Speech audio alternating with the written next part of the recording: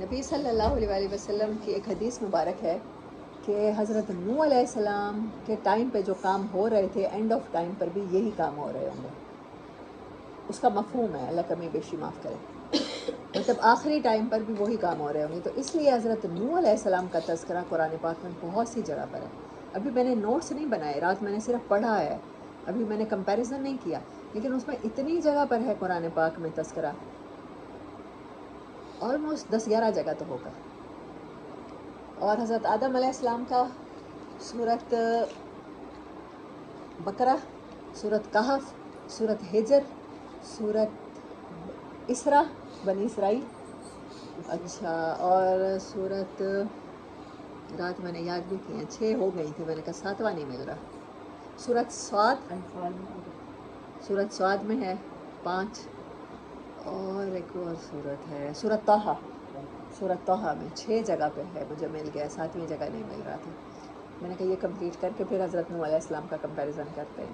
تو حضرت نوح علیہ السلام نے جو 950 سال تبلیغ کی ہے، تو اس میں روایات ہیں بخاری اور مسلم میں کہ، اور کچھ مورخین کی روایات ہیں، کچھ کہتے ہیں آپ 350 سال کی عمر میں نبی اپوائنٹ ہوئے ہیں، کچھ کہتے ہیں آپ 250 سال کی عمر میں نبی اپوائنٹ ہوئے ہیں.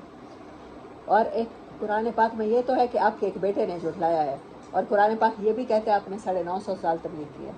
اور 950 سال کی تبلیغ جس بیٹے نے سنی ہے، وہ بیٹا بھی تو کسی ایج کا ہوگا، بڑی ایج کا ہی ہوگا، پھر اس کے آگے تو پھر بہت سی نسلیں ہو جائیں گی.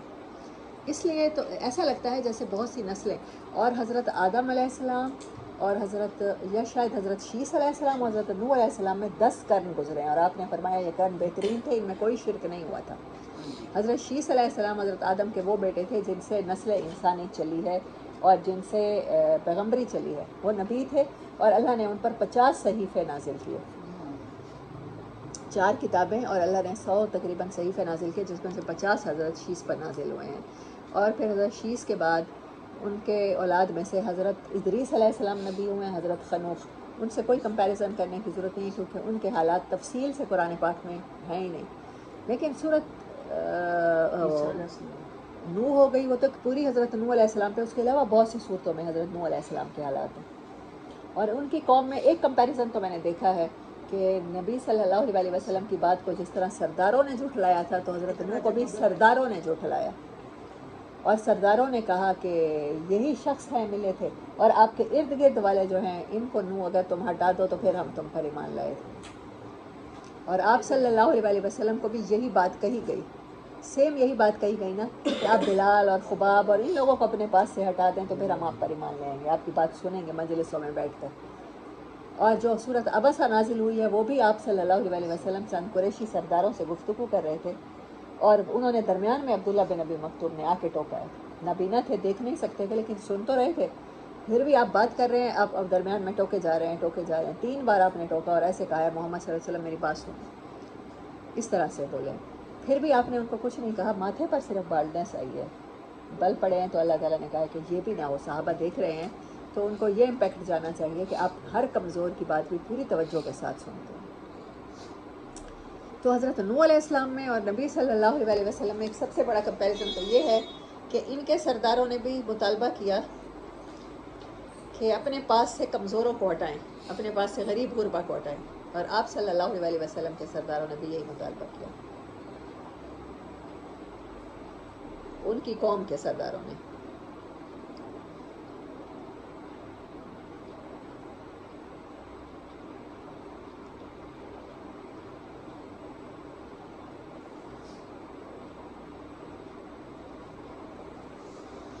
اچھا، اور ایک اور چیز میں نے نوٹ کی تھی، ایک اور سملیرٹی بھی تھی. حضرت نوح علیہ السلام کو بھی بڑی صبر و تحمل کے ساتھ تبلیغ کرنی پڑی، یعنی کہ انہوں نے جب عذاب کی دعا کی ہے تو 950 سال کی تبلیغ کے بعد کی ہے، ایسے ایک پہلے دن نہیں کر دی. اور نبی صلی اللہ علیہ وسلم کو بھی بڑا عرصہ صبر کی تلقین ہوتی رہی ہے. سورت توبہ تو مدنی سورت ہے، بڑی بعد میں نازل ہوئی ہے، جس میں اللہ تعالیٰ نے بڑا سخت طلب و لہجہ اختیار کیا. اور حضرت نوح علیہ السلام کے دور میں ان کا سابقہ نا انسانوں سے صرف نہیں تھا، ایلین سے بھی تھا اور مخلوق سے بھی تھا. اور ان کے بھی بتوں کے نام تھے، ود، سوا، یغوس، یعوق، نصر، اور عرب میں بھی بتوں کے نام تھے. یہ ایک بہت بڑی سملیرٹی، ہاں یہی میں نے نوٹ کی تھی کل. بتوں کے نام تھے ان کے، اور ادھر بھی بتوں کے نام تھے، حبل، لات، منات، عزا.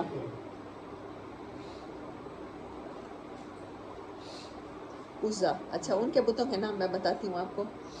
ود، سوا، سین، واو، الف اور پھر عین موقوف. ود، سوا، یغوس، یعوق، نصر. 1 2 3 4 5، 1 2 3 4، اور عربوں کے 4 بت تھے. یہ سملیرٹیز ہیں. اور نوح علیہ السلام جب اینڈ آف ٹائم آئے گا ہماری امت کا، تو نوح علیہ السلام کے دور کے کام ہو رہے ہوں گے. آپ صلی اللہ علیہ وسلم کی ایک حدیث کا مفہوم ہے کہ 30 دجال ہوں گے.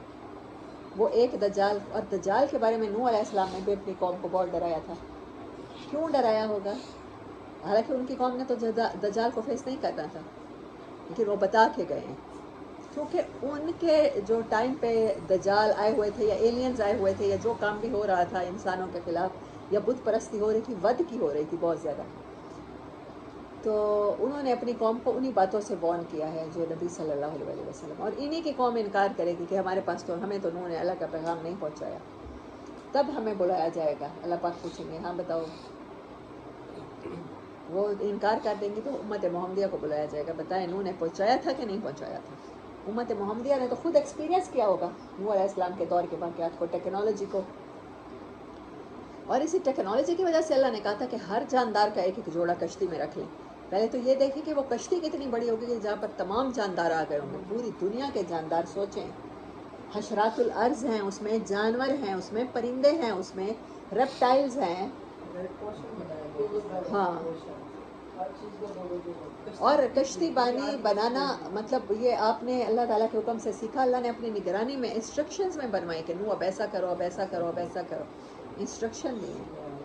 تو نوح علیہ السلام کی سیرت کو پڑھنا لازمی. مطلب جن پیغمبروں کی میں نے یہ دیکھا ہے، میں کمپیریزن کا ورڈ یوز کروں یا نہ کروں، سملیرٹی کا یوز کروں نہ کروں، ان تمام انبیاء کی سیرت جو قرآن میں بتائے گئے ہیں، ان کا کہیں نہ کہیں لنک ہے نبی صلی اللہ علیہ وسلم کے ساتھ، یا اینڈ آف ٹائمز کے ساتھ ہے، ہمارے ساتھ ہے.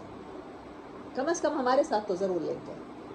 بغیر وجہ کہ اللہ نے 1,24,000 پیغمبروں میں سے 30-35 پیغمبر چن کے، اور نبی صلی اللہ علیہ وسلم سے پوچھا گیا ان میں سے رسول کتنے ہوئے تھے؟ آپ نے کہا 313 رسول تھے. نبی تو ہر ایک ہوتا ہے، رسول کوئی کوئی ہوتا ہے. جیسے شیس علیہ السلام نبی تھے، حضرت نوح علیہ السلام رسول تھے.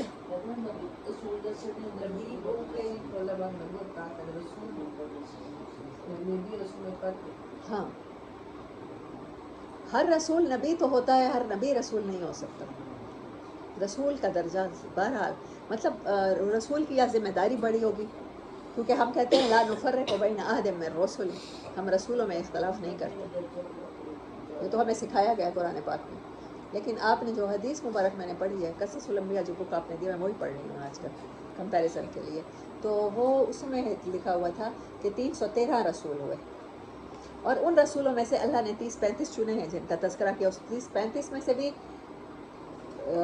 13-14 کا تذکرہ بہت زیادہ ہے. جیسے الیاس علیہ السلام کا ایک مرتبہ نام لیا ہے، حضرت ادریس علیہ السلام کا نام لیا ہے، اور کہا ہے کہ ہم نے اس کو مکاناً علیہ، اونچے مکان کی طرف اٹھا لیا، 4تھے آسمان پر آپ کی ان سے ملاقات ہوئی تھی غالباً ایسے. لیکن حضرت عیسیٰ علیہ السلام، حضرت موسیٰ علیہ السلام، حضرت ابراہیم علیہ السلام، حضرت نوح علیہ السلام، حضرت یعقوب علیہ السلام، حضرت یوسف علیہ السلام، حضرت ایوب علیہ السلام، ہاں ان کے تذکرے بہت زیادہ ہوئے ہیں، بہت زیادہ ہوئے ہیں. حضرت موسیٰ، ہاں حضرت موسیٰ علیہ السلام 10 11 12 13 کچھ ایسے رسول ہیں جن کا تذکرہ. ہاں تو ان کے جو بہت زیادہ تذکرے ہوئے ہیں، تو ان کی سیرت کو ہم ضرور دیکھیں گے کہ نبی صلی اللہ علیہ وسلم کی سیرت کے ساتھ کیا سملیرٹیز ہیں، کہاں کمپیریزن ہے، کیا ہم نے سیکھنا ہے ان پروفٹس کی سیرت سے. کیونکہ اللہ نے اتنے سارے پروفٹس میں سے چن کے ہمارے کتاب میں جن پروفٹس کو جمع کیا ہے، ان کو تو ہمیں سیکھنا ہے. آخر دعوانا